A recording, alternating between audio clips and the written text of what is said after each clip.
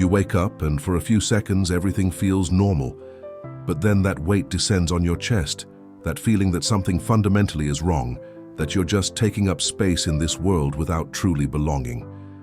You stare at the ceiling, thinking about all the obligations of the day, the people you'll encounter, the superficial conversations you'll have, and a part of you just wants to evaporate, not exactly die, but cease to exist temporarily, escape this suffocating sense of irrelevance. Throughout the day, you smile when expected, answer when asked, and perform your tasks with mechanical competence. But inside, there's a silent observer questioning the legitimacy of it all, wondering if anyone would truly notice an essential difference if you simply stopped showing up. At night, when everyone else is asleep and you're finally alone with your thoughts, the urge to disappear intensifies, not as a self-destructive impulse, but as a deep yearning for relief, for not having to keep pretending everything makes sense, for not having to carry this invisible burden that no one around you can see or comprehend. You've tried talking about it, but the words come out empty. People offer superficial solutions, suggest hobbies or exercise or positive thinking, without understanding that what you feel isn't ordinary sadness or lack of motivation, but a profound existential crisis about the very value of your presence in this world. And here's something Viktor Frankl, the Austrian psychiatrist who survived 4 Nazi concentration camps, including Auschwitz, discovered, and it can completely transform how you understand this urge to disappear. Frankl noticed something extraordinary while observing prisoners facing unimaginable suffering, conditions where death was a daily reality and human dignity was systematically destroyed. He noted that some prisoners, even in that hell, found the strength to continue, not because they were physically stronger or had material advantages, but because they could perceive a meaning, a specific reason why their lives still mattered. And most unsettling was that some of the prisoners who had every external reason to live, families waiting, prosperous pre-war businesses, relatively good health, were precisely the ones who gave up first, while others, who seemingly had nothing, clung to life with inexplicable determination. Frankl then understood that the fundamental question wasn't whether life had meaning in general, an abstract philosophical query, but whether each person could identify the specific meaning that only they could fulfill, the unique contribution that only their particular existence could bring to the world. This discovery completely revolutionized the understanding of human suffering and gave rise to logotherapy, the third Viennese school of psychotherapy, following Freud's psychoanalysis and Adler's individual psychology. Frankl proposed that the primary motivation of human beings is not the pursuit of pleasure, as Freud believed, nor the will to power, as Adler argued, but the will to meaning, the fundamental need to perceive that our existence has a purpose that transcends mere biological survival or the satisfaction of immediate desires. This will to meaning is so essential to our nature that when it is frustrated, when we live without perceiving genuine meaning in our existence, we develop what Frankl called existential vacuum, a condition that manifests exactly like what you experience when you feel the urge to disappear. The existential vacuum is not a mental illness in the traditional sense. It's not a result of childhood trauma or chemical imbalances in the brain, although it can coexist with these conditions. It is fundamentally a crisis of meaning, a specifically human condition that arises when we lose sight of what makes our lives worth living. Frankl observed that this existential vacuum was becoming increasingly prevalent in modern societies, not despite their affluence, but precisely because of it. Because when all basic needs are met, when we have food, shelter, security, and unlimited entertainment at our fingertips, the question of meaning becomes impossible to ignore. In Frankl's own words, man is less than he is capable of and at the same time more than he is aware of. He is less than he is capable of because he is not fulfilling his potential, and he is more than he is aware of because he has a capacity for meaning that transcends his immediate circumstances. This observation is absolutely crucial to understanding why you might have everything that's supposed to make you happy: a stable job, functional relationships, reasonable material comfort, and still feel that oppressive urge to disappear. Because meaning isn't an automatic product of favorable external conditions, but something that needs to be actively discovered and realized by each individual. Now, the question that naturally arises is how exactly do we find this meaning, especially when we're immersed in the existential vacuum, when the very idea that life could have meaning seems like a comforting illusion that other people believe, but that strikes us as transparently false. Frankl identified three main paths through which we can discover meaning in life. Three avenues that are not exclusive but complementary, and together form a framework for understanding where to look when we feel lost. The first path is through the creation of a work or the accomplishment of a deed. By contributing something to the world that reflects our unique values and talents. This doesn't necessarily mean creating something grand that will be remembered by history, but simply bringing into existence something that didn't exist before and that carries our personal mark. Whether it's a professional project executed with excellence, a skill honed over years, a business built, a garden cultivated, a perfected recipe, anything that represents our active engagement with the world and our ability to leave things a little different than they were before our intervention. The second path is through encountering someone or experiencing something. By allowing the beauty of a person, a work of art, a moment in nature, a philosophical truth, to deeply touch us and remind us that there are realities that transcend our individual smallness. Viktor Frankl believed that loving someone deeply, not in a superficial romantic sense, but by recognizing and affirming the essential uniqueness of another human being, is one of the most powerful ways to experience meaning. Because in true love, we realize that there is someone whose existence matters absolutely to us, someone who cannot be replaced by anyone else. And this realization returns us to our own irreplaceability. The third way, and perhaps the most controversial and difficult to accept, is through the attitude we adopt toward unavoidable suffering. That suffering which cannot be avoided or removed, but which we can transform into personal fulfillment through the stance we choose to take in its face. And now I want to pause and really talk with you. I know many of you watching this video carry this desire to just fade away, feeling like no one truly understands this existential exhaustion, this sense of just going through the motions of life without any genuine connection to anything. So tell me down in the comments with total honesty and no judgment, have you ever felt like it would be easier to just not exist for a while, not die, but just hit pause on this exhausting experience of having to be someone? If yes, simply write, "I feel like disappearing." You don't need to elaborate if you don't want to. And know that by sharing this here, you're helping others in the comments feel less alone in this struggle. It's often profoundly liberating to discover that dozens of other people are going through the exact same thing and are equally searching for answers. Your courage in naming this experience creates a safe space where others can finally acknowledge what they feel without shame. Let's build a community here of people brave enough to face these questions head-on. Continuing, this third path to meaning through unavoidable suffering is where Frankl radically diverges from virtually all other psychological and philosophical approaches. And it's also where many people resist his ideas most strongly, because our contemporary culture has taught us that all suffering is undesirable, that we must eliminate it at all costs, that a good life is a life free from pain. But Frankl, speaking from the extreme experience of the concentration camps, where he witnessed the absolute limits of human suffering, proposes something radically different. He argues that when we are confronted with suffering that cannot be altered, a terminal illness, the loss of a loved one, a permanent limitation, an irreversible injustice, we still retain a fundamental and inalienable freedom, the freedom to choose how we respond to that situation. This inner freedom, which Frankl called the last of the human freedoms, cannot be taken from us by any external circumstance, no matter how terrible. In the concentration camps where the Nazis controlled every aspect of the prisoners' lives, where they decided when they ate, slept, worked, lived, or died, they still could not control the inner attitude each prisoner chose to adopt toward their suffering.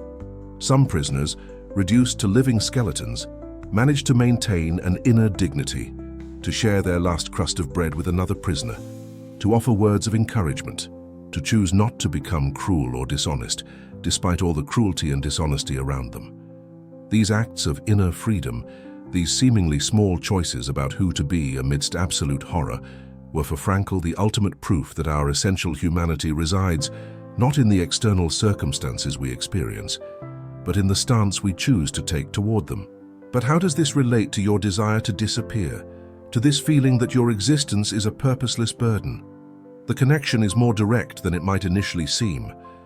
When you feel like disappearing, you are often responding to a perception that your life isn't making a difference, that you're trapped in circumstances you didn't choose, performing roles that don't reflect who you truly are, living an existence that feels determined by external forces beyond your control. This perception of a lack of freedom, of being merely an object pushed by the waves of life rather than a subject actively choosing their path, is central to existential emptiness.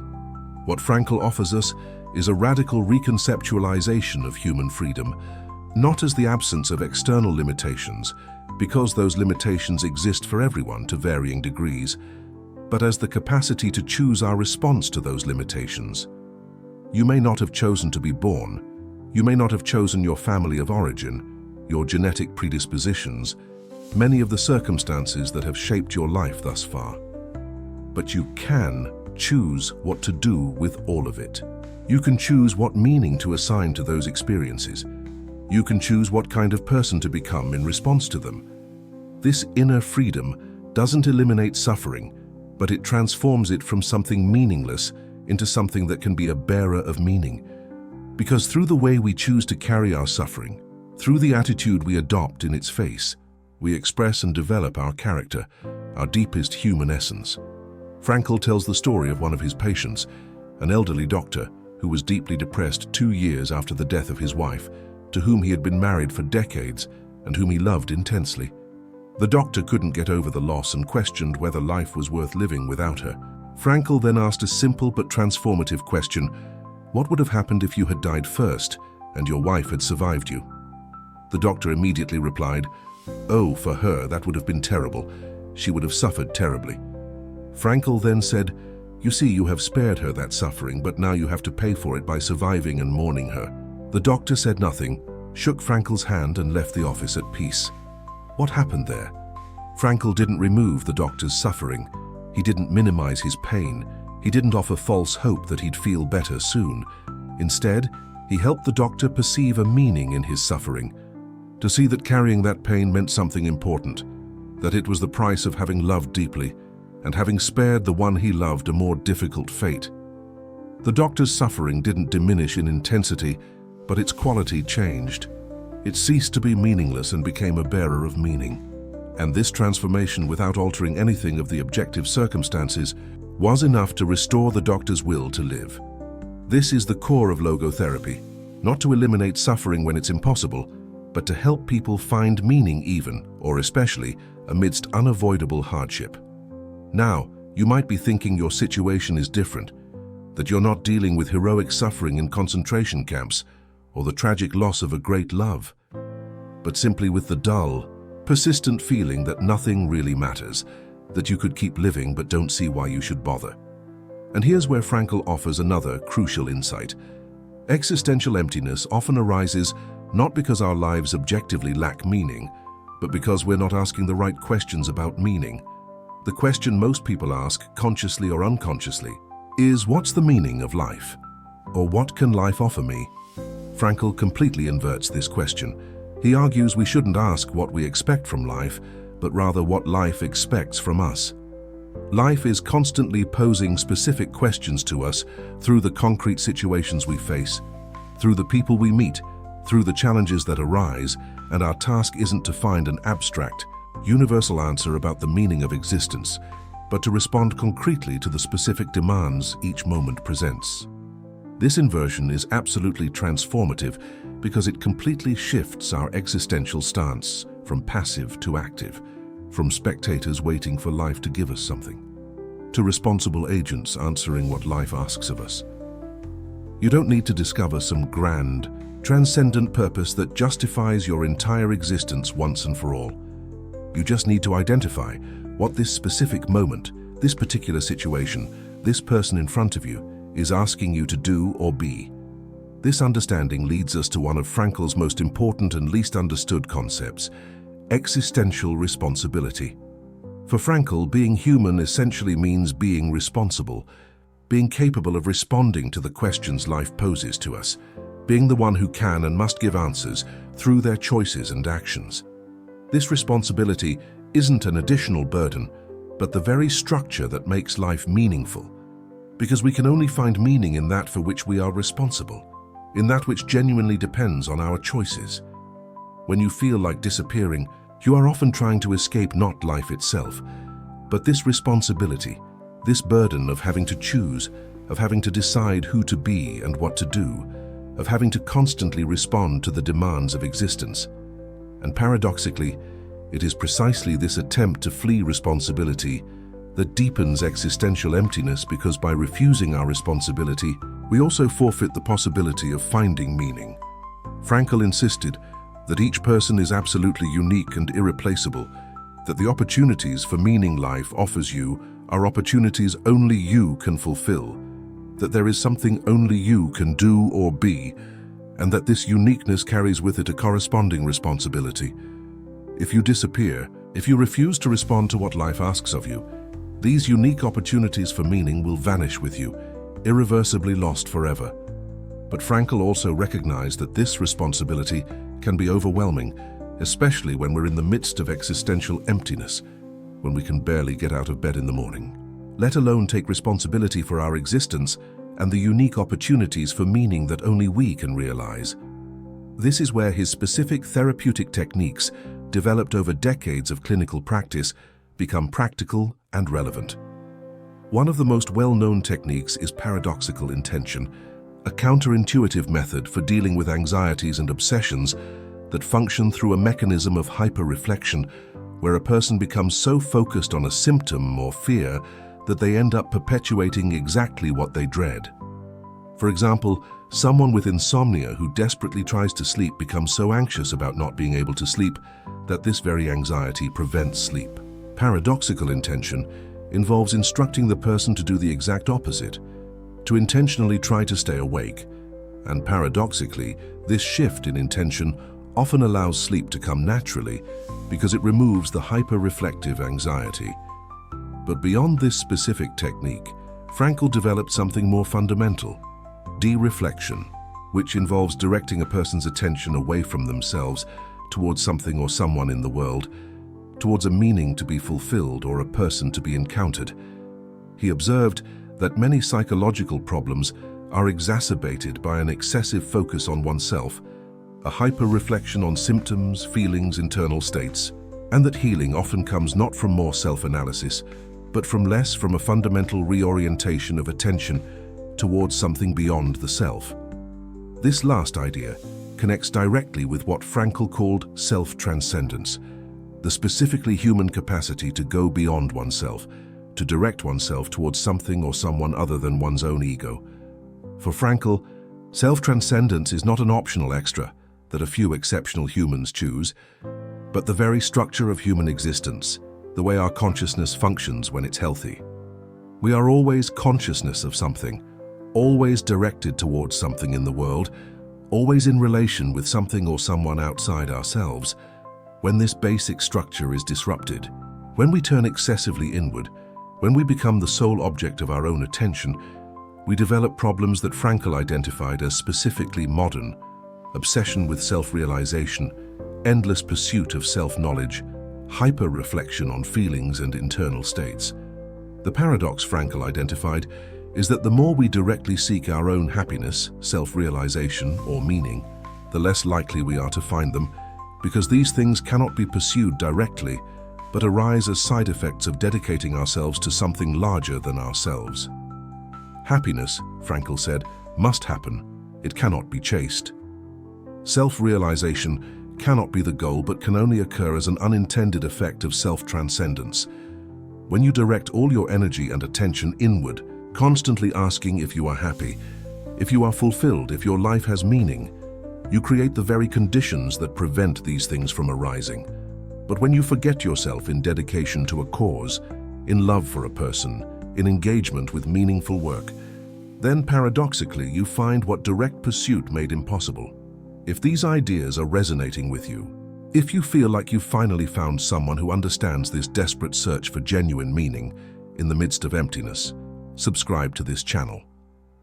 Here, we explore the thought of Viktor Frankl and other humanist philosophers weekly, offering real answers to the existential crises so many of us carry in silence. You don't have to walk alone on this journey of finding meaning and existential responsibility. Click that subscribe button and become part of this community of people brave enough to question, to seek, and to grow.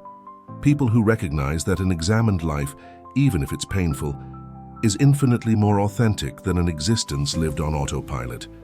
Together, we'll delve not just into abstract philosophical theory, but into practical applications that can transform how you experience each day. Now we need to address something crucial that often comes up when people first encounter Frankl's ideas. The question of whether he's blaming the victims, whether he's saying that people who suffer are responsible for their own suffering because they aren't finding meaning in it adequately. This is a deeply misguided but understandable reading of his thought, and Frankl himself was at pains to clarify this distinction. He never argued that we are responsible for all the conditions we face in life, many of which are completely beyond our control and often deeply unjust. What he argued is that we are always responsible for how we respond to those conditions, for what attitude we adopt toward them. This responsibility isn't blame, it's capacity. It's the preservation of our human dignity even in circumstances that try to strip it away. In the concentration camps, the Nazis were totally and absolutely morally responsible for the horror they inflicted. Nothing the prisoners did or didn't do altered the perpetrator's responsibility or justified the suffering imposed. But within that context of absolute injustice, some prisoners still exercised an inner freedom to choose their attitudes, and these choices didn't absolve the Nazis or diminish the evil of the system, but they preserved the humanity of those who made them. This distinction is absolutely fundamental. Frankl isn't saying you're responsible for the existential void you feel, for the tough circumstances you're facing, for a society that values superficiality over depth.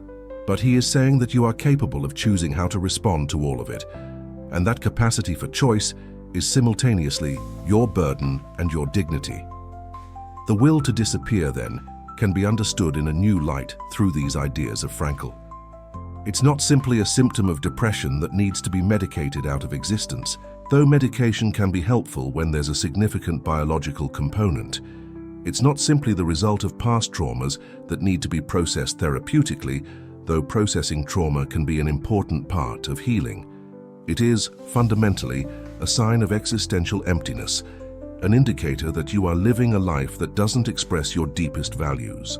That isn't answering the questions life is asking specifically of you.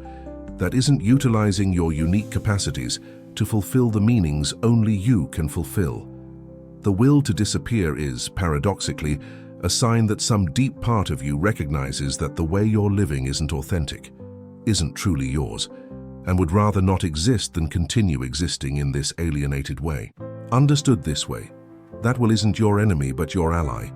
It's not a defect but a messenger trying to tell you something crucial about the need for fundamental change. The question isn't how to eliminate this will through distraction, medication, or positive thinking, but how to listen to it deeply and understand what it's trying to communicate about the discrepancy between the life you are living and the life you could be living if you authentically responded to the existential demands only you can meet. But how do you start? How do you move from intellectually grasping these ideas to actually applying them in your life when you're in the thick of existential emptiness, when you barely have the energy to function, let alone embark on a journey of existential self-discovery? Frankl would be the first to admit there's no simple formula, that each person needs to find their own path to meaning, because meaning is always specific and personal. But he did offer some practical guidance. First, stop asking the question, "What is the meaning of my life?" in an abstract, generic way. Instead, start paying attention to the specific questions that each concrete situation is asking of you. When you wake up in the morning, what is the first thing that needs your attention? not in the sense of oppressive obligations, but in the sense of genuine opportunities. Perhaps it's a person who needs you. Perhaps it's a project only you can move forward in a particular way. Perhaps it's a moment of beauty in nature you can witness. Perhaps it's simply the opportunity to choose an attitude of openness rather than closedness. Second, identify even preliminarily one of the three avenues to meaning Frankl proposed. Is there something you can create or accomplish? Is there someone you can love or some experience of beauty you can have? Is there some unavoidable suffering in relation to which you can choose a transforming attitude? You don't need total clarity on which path to take. You can start with small experiments, small attempts at engagement with each. Third, consciously practice self-transcendence. Whenever you notice yourself being hyper-reflexively focused on yourself, on your symptoms, on your feelings, on your lack of meaning, deliberately redirect your attention to something or someone outside of yourself, not as an escape, but as a fundamental reorientation of where you seek fulfillment. Frankl often told the story of two men building a brick wall. When asked what they were doing, the first responded bitterly, "I'm laying one brick on top of another day after day for a lousy paycheck." The second responded, "I'm building a cathedral." Both were performing the exact same physical actions, but each man's experience was radically different because the attitude they adopted, the meaning they ascribed to the work, completely transformed their relationship to it. This story illustrates something fundamental about meaning. It's not found in objective circumstances themselves, but in the interpretation we give them, the narrative we tell about them, the connection we perceive between our present actions and something larger that transcends them. You could be doing the exact same things you do now, but experience them completely differently if you can see how they connect to values that truly matter to you, how they are your unique responses to the questions life is asking specifically of you. And this isn't self-delusion or magical positive thinking. It's the recognition of an ontological truth about the nature of human existence. That we are beings who live in meanings, who constantly interpret, who tell stories about our lives, and that these interpretations and stories aren't optional add-ons to reality, but constitute the very texture of our lived experience. There's one final dimension of Frankl's thought we need to explore before concluding, a dimension often overlooked, but absolutely central: his understanding of the noetic dimension of human existence. Frankl proposed that beyond the physical and psychological dimensions we share with other animals, human beings possess a specifically spiritual dimension, not necessarily in a religious sense, but in the sense of a capacity for transcendence, for reflective consciousness, for freedom and responsibility. This noetic dimension is where our capacity for finding meaning resides, our ability to distance ourselves from our own circumstances, our capacity to take a stance in relation to our own bodily and psychological processes. The existential void you experience when you feel like disappearing is fundamentally a noetic hunger, a thirst for this specifically human dimension that cannot be satisfied by physical or psychological gratifications.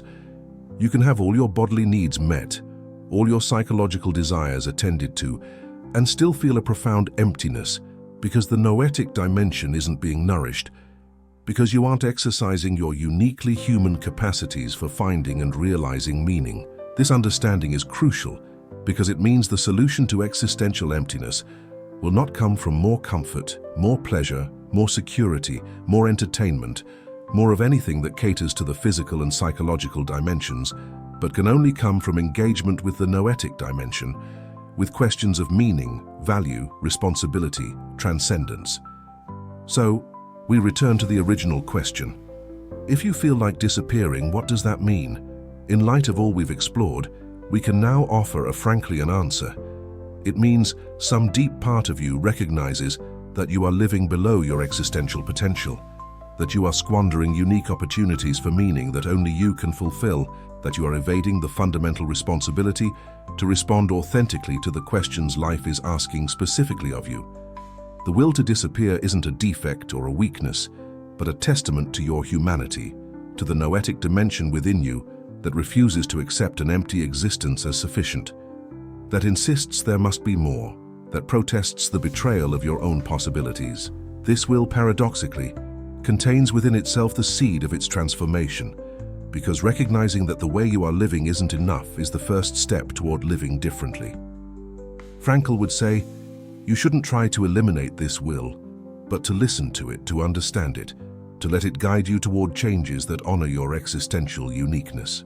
And he would also say that you are not alone in this struggle, that existential emptiness is practically epidemic in modern societies, that millions wake up every day with this same sense of irrelevance and lack of purpose, and that recognizing this doesn't minimize your suffering but contextualizes it, showing you are not defective but profoundly human, not weak, but sensitive to dimensions of existence that many try to ignore. So what do you do tomorrow when you wake up and feel that weight again, that urge to simply not be here? You can, for the first time, recognize it not as an enemy, but as a messenger. You can ask not, how do I make this stop, but what is this trying to tell me? You can begin, even tentatively and imperfectly, to seek a specific answer that only you can give to the specific question that this day, this situation, this person is asking of you. You can choose an attitude of openness instead of closure, of engagement instead of escape, of responsibility instead of passivity. You can identify one small act of creation, one moment of genuine connection, or one transformative stance in the face of some unavoidable suffering. And you can do all of this not because it will immediately eliminate the void. Frankl never promised quick fixes, but because it is the authentic direction for your life, because it is the exercise of your fundamental human freedom and dignity, because it is your unique response to the life that is calling you. If you can take one step in this direction, even the smallest step, you are already living radically differently, already responding instead of fleeing, already exercising the freedom that no one can take away from you. And this is Frankl's revolutionary promise. Not that life will be easy or that suffering will disappear, but that even in the midst of suffering, even when everything seems meaningless, you possess an irreducible capacity to find and realize meaning, and that capacity is enough to completely transform your relationship with existence. Let us know in the comments how these ideas resonate with your experience, and if this video touched something deep within you, please share it so that others carrying this urge to disappear can find here not easy answers, but authentic paths to the meaning they desperately seek.